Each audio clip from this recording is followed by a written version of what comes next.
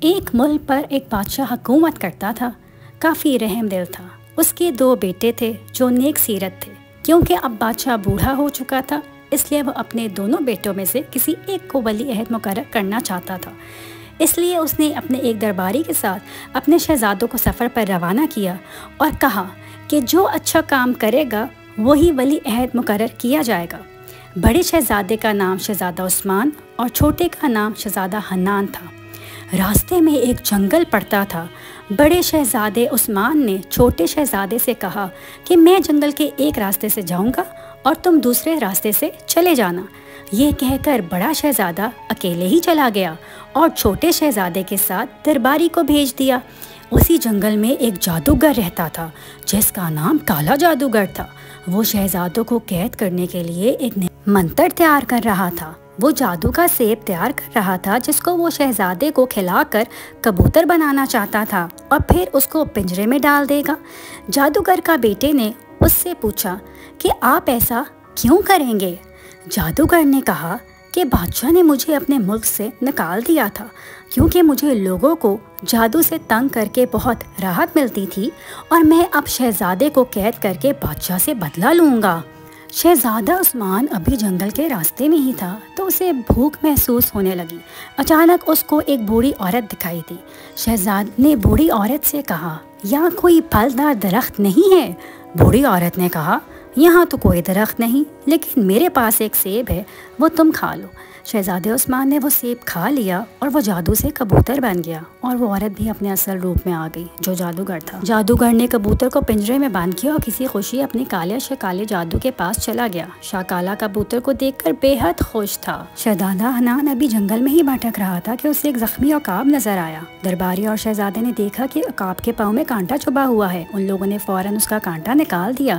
عقاب پھر سے اڑنے لگا اور وہاں پر ایک پری نمودار ہوئی۔ وہ شہزادے کے اس عمل سے بہت خوش ہوئی اور اس نے شہزادے کو بتایا کہ جادوگر نے شہزادہ عثمان کو قید کر لیا ہے اور اب وہ تمہیں بھی قید کرنا چاہتا ہے۔ شہزادہ حنان نے پری سے کہا کہ مجھے اپنے بھائی کو بچانا ہے، مجھے بتاؤ میں کیسے بچاؤں۔ پری نے شہزادے کو ایک جادو کی چھری دی اور کہا، یہ تمہیں دریا کے کنارے پہنچا دے گی اور اگر تم نے کوئی اچھا کام کیا تو تم جادوگر کے محل تک بھی پہنچ جاؤ گے۔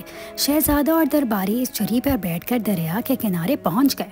ساحل پر پہنچ کے درباری اور شہزادے کو سمجھ نہ آیا کہ ہم کیا کریں۔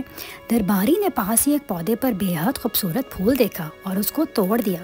پھول توڑتے ہی ایک پری نمودار ہوئی۔ لڑکی نے بتایا کہ میں کوکاف کی پری ہوں اور مجھے یہاں ایک جن نے قید کر دیا تھا۔ اس کی شرط تھی کہ پھول کو کوئی عدم ذات ہاتھ لگائے اور تم لوگوں نے وہ شرط پوری کر دی۔ اب تم بتاؤ کہ میں تمہاری کیا مدد کروں؟ شہزادے نے پوری بات پری کو بتا دی۔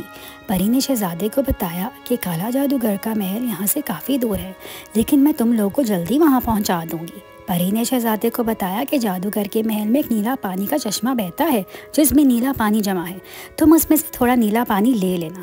پری نے بتایا کہ جادوگر کی ایک کمزوری ہے کہ وہ آنکھ نہیں جھپک سکتا اور اگر کوئی تھوڑی دیر بھی جادوگر کی آنکھ میں جھانکتا رہے تو جادوگر مر جائے گا۔ ساری باتیں بتا کر پری شہزادے اور درباری کو اپنے ساتھ لے کر اڑ گئی۔